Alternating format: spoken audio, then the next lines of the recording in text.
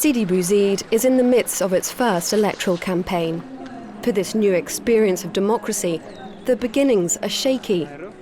In a few months, the country has acquired political movements unheard of until now. Even the Ba'ath Party, using the image of Saddam Hussein, is presenting a plan for the country. Tunisians are discovering the political parties and new faces of a free Tunisia. It is here, in Sidi Bouzid, that Mohamed Bouaziz set himself on fire and became the symbol of the Tunisian revolution. This is also where the Islamic party Ennahda has decided to launch its campaign. The first step is meeting the people. The candidates are just starting out in politics and are learning as they go along. The city's cafe is the ideal testing ground for the Ennahda candidate. Hello, gentlemen. This is the program for the Ennahda party. Do you want one also? My name is Mohamed Tahart Lili, your local candidate. We have 365 points in our program. You know about us. I think you have confidence in us. With trust, information, and our history, thanks to God, everything will go well. And after 4 or 5 years, if you don't like a certain party, you can change it. That's how democracy works. Ennahda, a religious party, was banned up until now, but Tunisians know and respect its activists. Everyone knows how much they were tortured, arrested and sometimes killed for their ideas. It makes them one of the most important parties in these elections. But in Sidi Bouzid, the young players of the revolution are still confused and remain unaffiliated with any political movement. Their words are just hot air. We don't put trust in anyone, not even a little. We don't believe in either the right or the left, the Salafists, or in the communist Hana Hamami's parties. We don't trust them because they are all manipulated from abroad. As for Sidi Bouzid, we have to continue managing on our own. The same way we achieved the revolution, we can rebuild our country.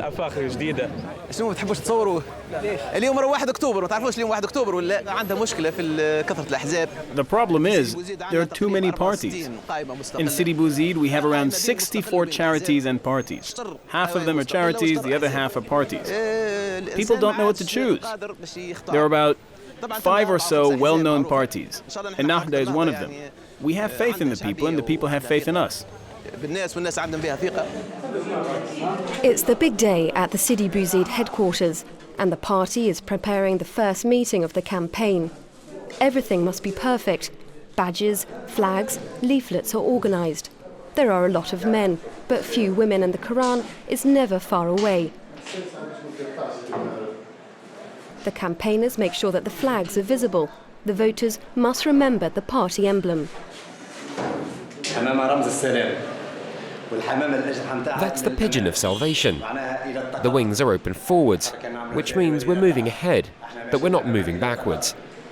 The wings are open towards the future, to embrace all of Tunisia. Rached Ghannouchi, one of the leaders and creator of the Ennahda party, has come to Sidi Bouzid for the special occasion. The Sheikh, as he's called here, is welcomed as a symbol of Islamist activism. Back in Tunisia after 20 years of exile in London, he is here to encourage and advise the candidates.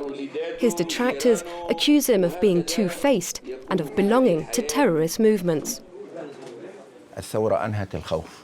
Playing up the Islamist threat, that was Ben Ali's strategy. The revolution has taken away the fear. The Ben Ali system doesn't exist anymore now. Everyone puts forward their party proposals and must accept the choice of the people. People have suffered because they weren't allowed to choose. We must accept the result. In democracy, there's no clear winner or loser. After 1 year, there can be other elections. There's a festive atmosphere at the amphitheatre in Sidi Bouzid. The meeting starts in a few hours, and the campaigners are hard at work. Young people welcome the public, and the party flags and programmes are distributed. Everything must be perfect.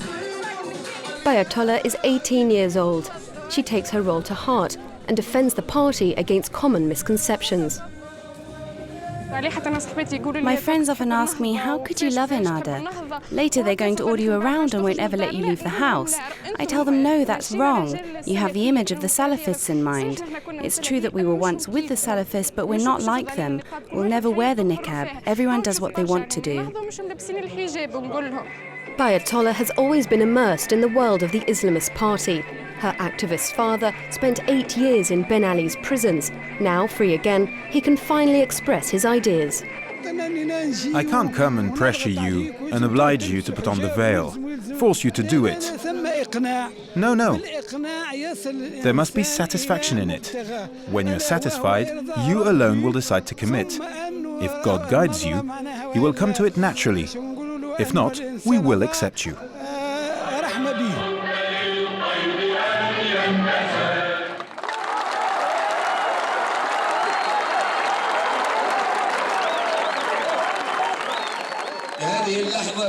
This event had to happen. Remember the martyrs' fight.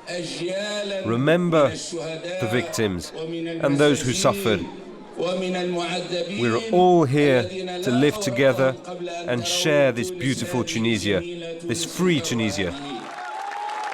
From Sousse, Sfax, Bizerte and Tunis, the activists have come to support the candidates of Sidi Bouzid. Beya Jawadi is one of the Ennahda candidates. She didn't apply. The party chose her out of dedication to male-female equality. Convinced by her programme, she is now thrust into the spotlight. She personifies a modernist vision, similar to the Turkish AK party. Beya Jawadi is a teacher, and it's in high school and at university that she started getting involved with the Islamist movement that became the Ennahda party. Today, she has 3 gifted children. A's in Arabic, A+ in religion, geography, and also in maths. People have created a false image of us. They think that at Ennahda we're close-minded, or that we don't know anything and are behind the times. That's not true. In reality, the people here debate, and we love foreign languages. Education and freedom of choice, these are values that Bey says she is passing on to her girls. I'm involved in politics, and my sister has other interests. She buys French magazines, like Which, and other ones. In this rural part of Tunisia, the young people of Ennahda seem quite different than the Salafist image projected by Ben Ali. Following the road that leaves Sidi Bouzid, Tunisia's face gradually changes. Far from the idleness of the interior, Tunis presents the image of a modern country. To succeed in the next elections, it's necessary to win in 2 areas: the countryside and the city, the forgotten and the developed Tunisia. Ennahda is credited with 20% of future voter support, which isn't enough to win a majority. The party still has to attract a portion of the population attached to a Western way of life. According to the political pundit Hamadi Radissa, for now, its sympathizers only represent 1 in 5 Tunisians. The battle will take place over the more liberal Tunisians. If the Islamists win them over, they'll have won Tunisia not just for a long time, but forever. And to win over that part of the population which is middle class, urban, educated, westernized, and spends its holidays in Hammamet in a miniskirt drinking an aperitif on the day of Eid, Ennahda's got to change, not the Tunisians. Pour gagner ce deuxième Tunisien, il faut que l'Ennahda change, mais pas les Tunisiens. A final briefing, and here campaigners from the Bardo neighbourhood are ready to head out in search of votes. Ennahda has softened its discourse considerably. If speech has been freed since the revolution, the right wing of the party has remained quiet. Forgotten are references to the Muslim Brotherhood from its beginnings. Today, they prefer to speak of a moderate Islam that is more reassuring and unifying. Ouda Ben Aisha is one of these moderate militants. She recently joined the ranks of the Islamist party. This 26-year-old architect was one of the first to head into the streets to topple Ben Ali. Today, she has chosen to get involved in politics. And nothing irritates her more than the demonization of her party.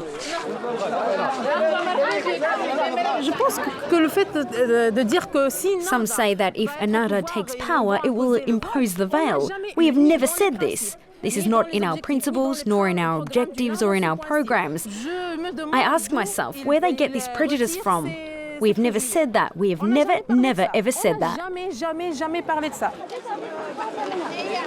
Shift in ideology or political maneuver. Religion remains at the heart of Ennahda's plan. God gave us Islam, and Islam is the most perfect thing in the world. I am speaking as a Muslim.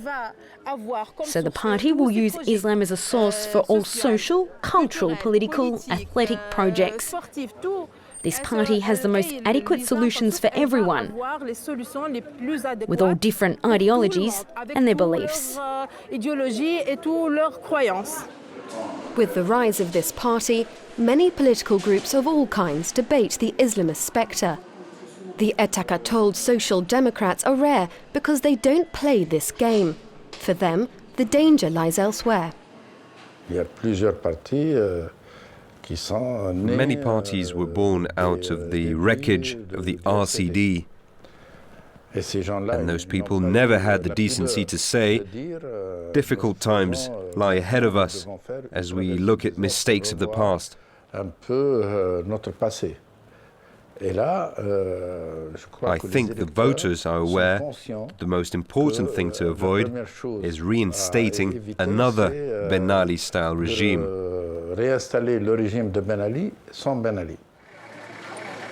Amongst the 100 or so competing parties, Ennahda is one of the major political forces in the country.